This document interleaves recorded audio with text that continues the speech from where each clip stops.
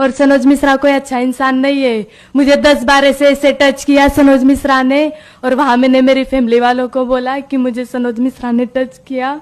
मेरी फैमिली ने वहां मेरा साथ नहीं दिया। मुझे पता है कि मुझ पे क्या बीती है क्या नहीं। मेरे साथ अन्याय हुआ है, मुझे सिर्फ और सिर्फ इंसाफ चाहिए।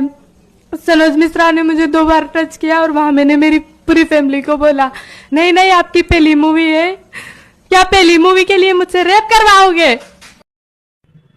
देशवासियों नमस्कार, सादर प्रणाम, हर हर महादेव।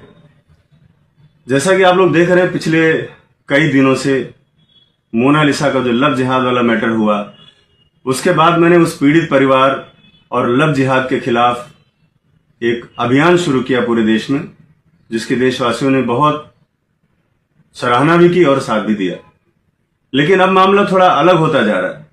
मामला अब यह है कि मेरे पीछे जिहादियों के साथ साथ केरल की ईसाई मिशनरीज भी आकर ज्वाइंट ऑपरेशन में मेरे खिलाफ साजिश कर रही हैं। आज आप जैसे देख रहे हैं कि किस तरह से उस बच्ची को समझा बुझाकर मेरे खिलाफ सोशल मीडिया में अनर्गल बातें कही जा रही हैं, जिसमें कहा जा रहा है कि मैंने उसके साथ गलत तरीके से छुआ और पता नहीं क्या क्या, जो भी आप लोग देख ही रहे हैं। उसके बारे में मुझे कुछ बोलने की इसलिए जरूरत नहीं है कि ये जिहादी किस तरह से ब्रेन वॉश करते हैं और कहां तक लेकर के जाते हैं। ये वही बच्ची है जिसको मैं जब पढ़ाता था तो मेरे बच्चे मुझसे नाराज हो जाते थे कि आप मोनालिसा को पढ़ाते हो, मुझे क्यों नहीं पढ़ाया कभी आपने। उस लेवल पर जो मेरा अटैचमेंट था उसके साथ, आज देखिए कहां से कहां लेकर चले गए। और आज मैं उस बाप के दर्द को भी महसूस कर रहा हूं जिस बाप को मोनालिसा ने कहा कि इनसे मुझे जान का खतरा है। तो उस लिहाज से देखा जाए तो हमारे ऊपर जो इल्जाम लगाए जा रहे हैं, जो चीजें हो रही हैं, ये कोई बहुत बड़ी चीजें नहीं है। और मैं किसी भी परिस्थिति से निपटने के लिए, लड़ने के लिए मैं हमेशा सक्षम हूं। मैं कभी भी जिहादियों के सामने या देशद्रोहियों के सामने अपना सर नहीं झुकाऊंगा। मैं आप सबसे आज वादा करता हूं, जिस तरह से इन लोगों ने साजिश करके प्रेस कॉन्फ्रेंस करके मेरे खिलाफ जो बातें फैलाई जा रही हैं, ये देश दुनिया देख रही है। क्यों देख रही? इसके पहले क्या था? इसके पहले जितने भी वीडियो देखो उसमें सब ने, मोनालिसा ने मेरे बारे में सिर्फ और सिर्फ अच्छा ही बोला, कुछ भी गलत नहीं बोला। अचानक एक रात में क्या हो गया कि मुझे बोल रही कि वो मेरे साथ गलत तरीके से मुझे छूते थे और पता नहीं क्या क्या, जो मैं कभी सपने में भी नहीं सोच सकता कि हम सनातनी लोग हैं, हम जिहादी नहीं है कि हम बहन कहने के बाद, बेटी कहने के बाद उनको भगा ले जाएं और उनके साथ अवैध संबंध बनाएं। ये हमारे संस्कार में, हमारे कल्चर में या हमारे धर्म में हमें शोभा नहीं देता। हम सपने में भी नहीं सोच सकते। उसके बारे में कोई सफाई भी पहली बार तो देना नहीं चाहूंगा। दूसरी बात है कि मेरे खिलाफ ज्वाइंट ऑपरेशन चल रहा है। एक तो जिहादी मेरे पीछे पड़े हुए हैं और दूसरी बात वहां की ईसाई मिशनरीज भी मेरे पीछे लग गई जब से मेरा फिल्म का ट्रेलर लॉन्च हुआ है। और मोनालिसा वही सब बातें बोल रही है, ठीक वही बातें बोल रही है जो एक साल पहले जिन लोगों ने मेरे खिलाफ ये षड्यंत्र रचा था, वही सेम बातें बोल रहे थे कि वो ऐसा है वैसा है, दुनिया भर की सारी चीजें, उसके पास कुछ नहीं है, व्हाटएवर, जो भी मतलब जितना भी गिरावट की हद हो सकती है वहां तक जाकर लोग बोल रहे हैं। लेकिन मेरा आप सबसे निवेदन है, मेरा आप सबसे अनुरोध है कि देखिए, हो सकता है कि मेरे साथ कोई बड़ी घटना को अंजाम दे दिया जाए, जिसकी मुझे पूरी आशंका है। और बहुत सारी बातें मैं आपको पहले भी बोल चुका हूं। 1 हफ्ते पहले जब मैंने वीडियो जारी किया तो उसमें भी मैंने कहा था कि मोनालिसा को मेरे खिलाफ भड़काया जा रहा है, उसको खड़ा किया जा रहा है। ये बात मैं आपको पिछले वीडियो में बता चुका हूं, जब मैं भोपाल स्टेशन पे था, वहां से मैंने वीडियो जारी किया था। क्योंकि केरल से मुझे ऐसी खबरें आ रही थी। केरल में भी लोग हैं, हमारे राष्ट्रवादी लोग हैं, वो लोग मेरे संपर्क में हैं और मुझे बताते हैं कि वहां क्या होने वाला है और क्या हो रहा है।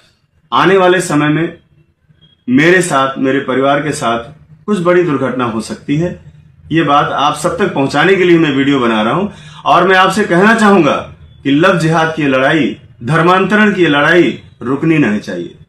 मुझे कुछ भी हो जाए, कल को मुझे कुछ भी हो सकता है, लेकिन मैं आपसे यही आग्रह करूंगा कि मेरे परिवार को थोड़ा सा आप लोगों का सपोर्ट चाहिए होगा। और खासतौर पर मेरी माँ को, क्योंकि वो बहुत बीमार है। कुछ भी अगर मेरे साथ होता है तो सब देशवासियों से ये मेरा निवेदन है कि इस बारे में थोड़ा सा संज्ञान रखें। क्योंकि मैं फिल्म डायरेक्टर, एक सामाजिक कार्यकर्ता होने के साथ साथ मैं किसी का पति भी हूं, किसी का बाप भी हूं और किसी का बेटा भी हूं। ये सारी चीजें भी हैं। और मैं इतना बड़ा रिस्क इसलिए ले लेता हूं क्योंकि जब मैं सच होता हूं तो मैं किसी की नहीं सुनता।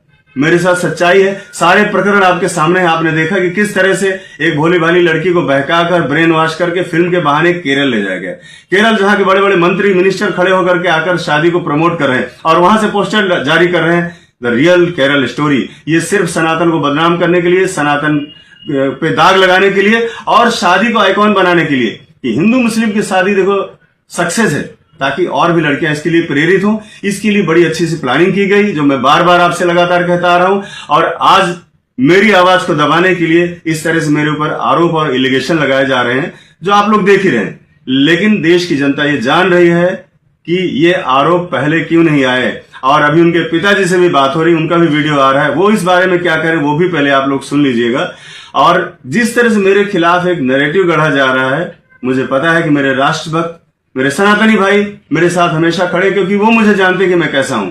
आप सबसे विनम्र निवेदन है और देश के प्रधानमंत्री माननीय मोदी जी से, माननीय अमित शाह जी से, हमारे यहाँ के मुख्यमंत्री श्री फडणवीस जी से, मोहन यादव जी हमारे मध्य प्रदेश के मुख्यमंत्री साहब से और माननीय योगी जी से सबसे विनम्र निवेदन है कि इस मैटर में अगर मेरे साथ कुछ भी होता है तो उसकी बड़ी निष्पक्ष जांच हो। और इस प्रकरण की जो ये प्रकरण जो अभी चल रहा है लव जिहाद का, ये छोटा मोटा मुद्दा नहीं था। इस पर मेरा जो आर्थिक नुकसान था या मेरा जो सामाजिक नुकसान था या जो मानसिक था, उन सब से परे है सनातन में इस तरह का गंदा मैसेज जाना, जिसके लिए मुझे लगा कि मुझे लड़ना चाहिए। और इस लड़ाई में मैं अगर नहीं उतरता तो परिवार सक्षम नहीं था, वो बोल नहीं सकते, कहीं जा नहीं सकते, किसी से मिल नहीं सकते, उनके पास कोई संसाधन नहीं है। तो अगर मैं खड़ा हुआ हूं इस लड़ाई के लिए, तो इस लड़ाई को अंजाम तक पहुंचाऊंगा।